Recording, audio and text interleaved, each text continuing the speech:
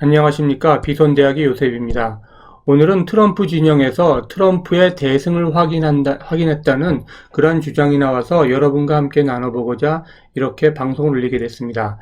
이 주장에 의하면 트럼프가 270여 개의 선거인단을 확보해서 가까스로 이기는 게 아니라 트럼프가 410명의 선거인단을 확보하고 바이든은 고작 124명밖에 확보를 못해서 트럼프가 대승을 할 거라는 주장인데요. 이 대승을 할 수 있는지 없는지 이 트럼프 변호인단이 주장하는 여러 가지 중요 주장들을 여러분과 함께 나누면서 이 주장의 사실 여부에 대해서 함께 같이 판단해 보도록 하겠습니다. 자, 그럼 바로 본론으로 넘어가서요. 자, 여기에 있는 이 프론트 페이지가 제가 이제 지난번에도 인용해서 방송을 한 적이 있는데요. 구독자 수는 초기에 제가 한 일주일 전에 봤을 때 25,000명 정도밖에 안 됐는데 거의 10만 명에 달할 정도로 폭발적인 인기를 누리고 있는 그런 사이트가 되겠습니다. 그래서 이 프론트 페이지에서 이번에는 트럼프가 대승을 확인했다. 트럼프가 410대 바이든 124로 이길 것이다 라는 주장을 하고 있는데요. 이 제목은 Trump's Landslide Victory to be Confirmed. 그러니까 트럼프의 대승이 확인될 것이다. 그리고 중요한 주장들이 트럼프의 법무팀, 변호인단에서 나왔다. 이렇게 얘기하고 있습니다. 자, 그러면 구체적인 내용을 한번 살펴보도록 하겠습니다. 자, 이 주장에 의하면은요, 트럼프가 캘리포니아까지 가져가고 여기 지도에 나와 있듯이 약 40여 개 주가 훨씬 넘는 주에서 이 대승을 거둘 거라는 얘기입니다. 근데 이 캘리포니아를 가져간다는 게 이 공화당에서는 엄청난 일인데요. 굳이 얘기하면 이제 한국에서 전라도 호남 지역이 지금 국민의힘당입니까? 자유한국당이나 그런 이제 한나라당을 찍어서 당선을 시켰다 이런 얘기가 나올 정도의 얘기가 나오는 엄청난 뉴스인데요.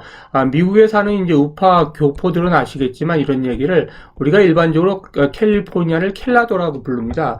왜냐하면 좌파 성향이 굉장히 강해서 한국의 호남 전라도 지역처럼 민주당만 지지하는 지역이기 때문에 거의 50년이 넘게 공화당이 한 번도 가져가지 못한 지역입니다. 그래서 이 주장에 의하면, 이 방송에 의하면 이 캘리포니아를 포함해서 40여 개의 주가 넘는 곳을 트럼프가 5건에서 410대 124로 이길 것이다. 이런 주장을 하고 있는 것입니다. 자, 그럼 이제 좀 더 구체적인 내용으로 넘어가겠습니다. 자, 그래서 지난주 목요일이라고 얘기를 하는데요. 이 프론트 페이지에 스캇 굴레라는 호스트가 얘기하길 유명한 이제 여자 변호사 시드니 파웰과 이 법무팀을 이끌고 있는 루디 지울리안이라는 뉴욕 전 뉴욕 시장이 되겠습니다. 이 사람들이 이제 프레스 컨퍼런스를 열면서 이런 말을 했습니다. 전 뉴욕 시장인 루디 지울리안이는 미국은 베네수엘라가 되지 않을 것. 참 이런 말까지 했습니다. 미국이 베네수엘라가 지금 될 지경에 놓였다는 거죠. 이런 언론 보도까지 했고, 이 시드니 파울이라는 여자 변호사분은 베네수엘라와 쿠바와 중국에서의 온 공산당 돈이 이 선거 조작과 부정선거 이용되었다. 이런 주장을 하고 나온 것입니다. 자, 그래서 이게 대체적인 이제 진행 사항을 좀 살펴보면은요, 이분들의 주장에 의하면 선거 당일날이죠. 미국 대선. 11월 3일 날 트럼프가 너무너무 엄청나게 많은 투표를 확보해서 민주당은 깜짝 놀랐답니다. 그래서 민주당이 도미니언 시스템이라든가 이런 시스템들을 갖다가 완전 깨버릴 정도로 너무나 많은 표가 트럼프 진영으로 몰렸다는 겁니다. 그래서 이들은 민주당은 이 도미니언 시스템을 아예 셧다운 시켜버렸다는 겁니다. 그리고 플랜 B로 넘어갔다라고 주장을 하는 것입니다. 이 플랜 B는 뭐냐면 이 도미니언 시스템으로 어떻게 조작이 불가할 경우에 그러니까 트럭이죠. 작은 트럭에 가득 찬 가짜 우편 선거 투표용지를 대거 유입하는 그러한 공작을 벌였다라고 주장을 하고 있는 것입니다. 자, 그러면 그러한 내용들이 어떠한 내용들이 있는지 좀 더 자세하게 한번 살펴보도록 하겠습니다. 자, 그리고 이제 파웰이란 여자는 어떤 얘기까지 했냐면 지금 상황이 Our Generation 1775 무슨 얘기냐면 우리 세대의 1775년이라고 불렀다는 겁니다. 이게 무슨 얘기냐면 미국은 1775년에 한 8년, 그 훨씬 전이죠. 8년 동안에 이뤄진 그 영국과의 독립전쟁을 치렀는데, 그 독립전쟁을 치를 때, 여러분들이 이제 미국 국기를 보시면 잘 아실 텐데, 미국 국기에는 이렇게 이제 스트라이브라고 그래가지고 이렇게 줄이 가져 있습니다. 줄이 가져 있는데, 이게 13개의 줄이 있습니다. 그리고 여기에 이제 별이 50개의 별이 있는데요. 그래서 그 미국 국기를 Stars and Stripes, 그러니까 별들과 줄들, 이렇게 얘기를 하고 있는데요. 이 의미가 뭐냐면, 최초의 13개의 동부에 있는 주가 연합을 해서 영국에 대하여 독립전쟁을 선포하고, 급기야 8년간에 거친 전쟁을 통해서 1775년에 영국으로부터 독립을 획득하고, 파리 협약에 의해서 미국의 독립이 이루어지게 됩니다. 그래서 지금 벌어지고 있는 이 부정선거와의 싸움은 미국의 독립을 다시 쟁취하는 우리 세대의 1775년이 될 거라는 그런 주장을 하고 나온 겁니다. 자, 이 표만 보더라도 지금 미국 상황이 얼마나 심각한 상황으로 돌아가고 있는지 여러분들이 느끼실 수 있을 거라고 생각해 봅니다. 자, 그럼 이제 구체적으로 그 트럼프 진영에서 얘기하는 트럼프 진영이 410표를 가져갈 것이고 대승을 할 것이다라는 그 중요한 주장 8가지를 살펴보기로 하겠습니다. 첫 번째 주장이 뭐냐면 선거 참관단들이 참관하지 못하게 막았다는 겁니다. 그래서 루디 지울리아니 그 전 뉴욕시장은 미국이 탄자니아도 투표 참관인이 투표를 참관하게 해준다. 이런 그 말을 해서 이제 우리를 놀라게 하고 있는데요. 사실 한국에서도 보면은 4.15 선거 때 투표 참관인이 참관을 못하게 창문을 막고 민주당 아마 진영 사람이었던 걸로 이해를 하는데요. 그런 일이 벌어지지 않았습니까? 그래서 이제 한국에서도 그런 일이 있었고 했는데, 탄자니아와 한국과 같은 나라에 의문의 일패를 던지는 미국이 탄자니아냐, 우리나라에서 왜 미국에서 투표 참관인이 투표 참관도 못하는 그런 엄청난 일이 벌어지냐, 이런 주장을 하고 나선 겁니다. 두 번째 주장은 뭐냐면 법적 그 공평성을 얘기하고 있는 건데요. 두 가지의 다른 더블 스탠다드가 적용돼서 민주당원들이 많은 곳에서는 투표를 할 수 있는 자격 요건을 가진 사람들이 똑같은 그 기준을 적용하면 그 공화당 사람들이 많으면 그 사람들은 아예 투표를 못하게끔 막았다는 겁니다. 이러한 그 법적 불평등, 불공정성에 의해서 투표가 많은 그 부정에 휩싸였다는 그런 주장이 되겠습니다. 그리고 세 번째로는 당일날 투표를 하러 갔더니 내가 이미 투표를 했다라고 이렇게 돼서 투표를 못한 사람이 피츠버그에서만 15,000건이 넘게 나왔다는 겁니다. 그러니까 이러한 그 여러 가지 유형의 그 투표 방해, 투표 조작, 선거 조작이 이루어졌다는 주장이 되겠죠.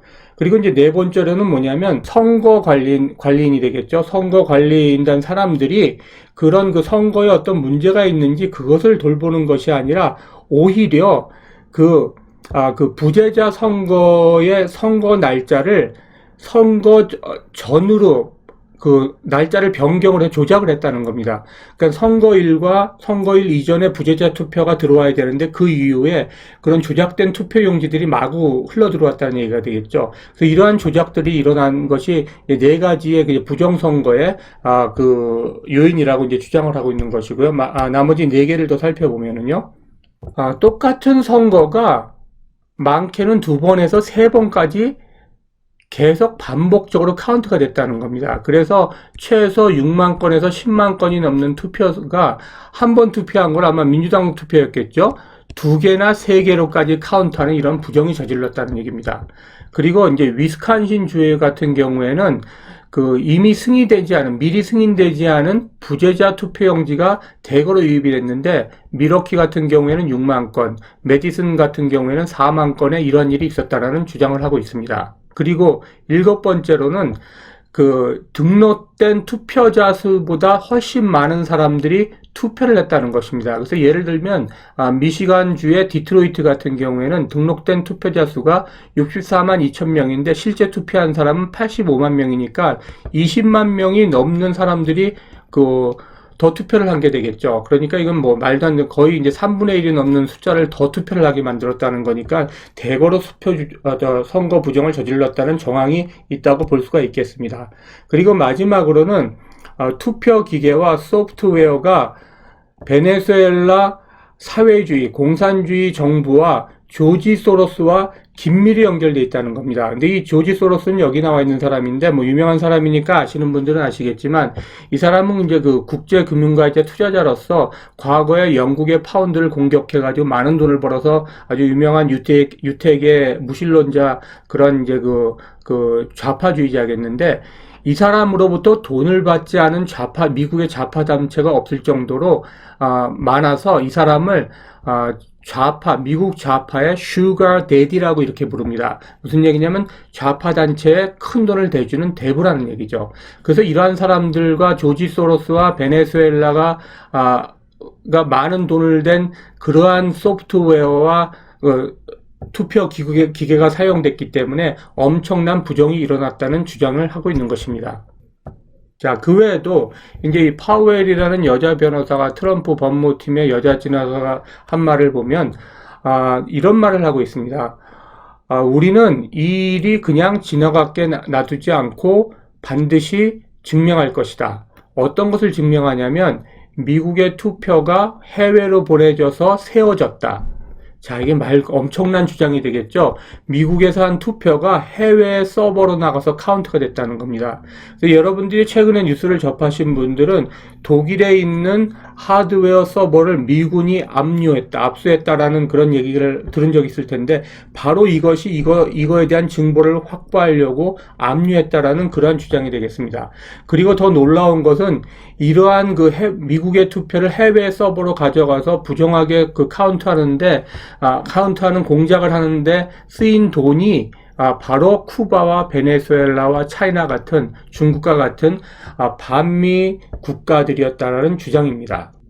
자, 그리고 또 다른 이제 중요한 주장이 나왔는데, 베네수엘라 대통령 경호원이 진술하기를 베네수엘라에서는 선거 소프트웨어가 선거를 조작하도록 사용되었는데 똑같은 일이 미국에서도 벌어졌을 것으로 본다라고 주장을 하고 진술하고 나온 것입니다.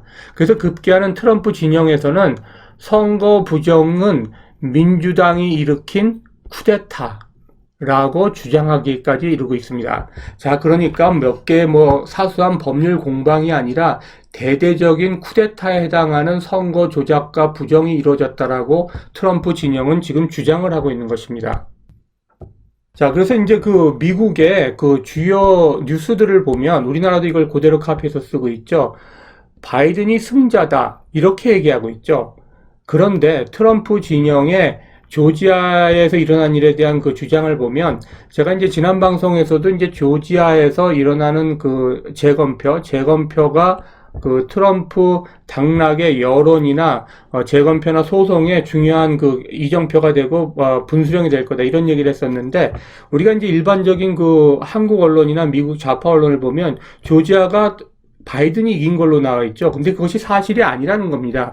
조지아는 아직도 재검표 결과를 인증하지 않았다는 겁니다. 그런데도 마치 그것이 인증이 돼서 이미 트럼프가 진 것처럼 얘기를 하고 있죠. 그래서 이제 이러한 좌파 뉴스만 보고 하면은, 저도 이제 이런 뉴스를 긴급히 아주 가깝게 쫓아다니는 사람인데도 조지아가 넘어갔나, 이런 의심이 들 정도니 이것을 자세히 보지 않는 사람들은 어떻겠습니다. 그리고 또 더욱이 놀라운 것은 조지아의 플로이드 카운티라는 곳에서는 약 2,700표가 카운트되지 않은 부정이 저질러졌는데, 그 부정을 저지른 바로 이 사람이 로버트 브래디라는 사람인데, 플로이드 일렉션 보드가 위원회가 이 사람을 해임했다는 겁니다. 그러니까 이제 이거는 해임할 정도니까 당연하게 조지아에서 엄청난 부정이 일어났다는 하나의 증거가 되는 거죠. 그래서 지금 얘기하고 있는 조지아가 넘어갔다, 그 말은 허구이고 말도 안 되는 거짓 뉴스라는 것이고, 제가 얘기한 11월 20일에 조지아 상황이 트럼프의 당락에 큰 분수령이 될 것이다 하는 얘기는 아직 결정이 나지 않고 인증되지 않은 사건이라는 것으로 보시면 되겠습니다. 자, 그래서 이제 미국의 하원의 상황을 보면은, 하원에 이제 하우스 주디시얼이라는 그런 이제 곳이 있는데, 여기에 우리나라 치면 이제 법사위원이 되겠습니다. 법사위원회의 법사위원인 짐 조던과 제임스 코모라는 사람이 하원 차원의 조사를 요구하고 나서고 있고, 지금 공화당도 2020년 대선에 공정성에 대한 그런 그 조사를 해보자라고 지금 요구하고 있고 이러한 뉴스들이 이렇게 떴습니다. 근데 여러분들이 우리나라나 미국의 좌파 언론에서는 이런 뉴스를 본 적이 없겠죠. 그래서 마치 바이든이 이긴 것 같은 끝난 게임과 같은 착각이 일어나고 있는 것입니다.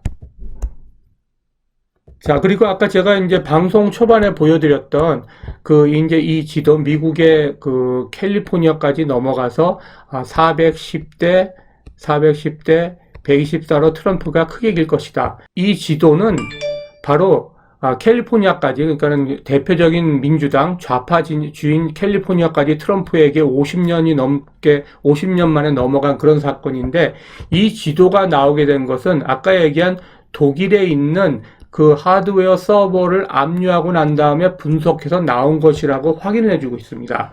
그래서 이제 그 파웰이라는 여자 변호사는 트럼프가 그냥 이긴 게 아니라 엄청난 역사적인 대승을 거두었고 우리는 그것을 증명하겠다라고 이렇게 나오고 있는 것입니다.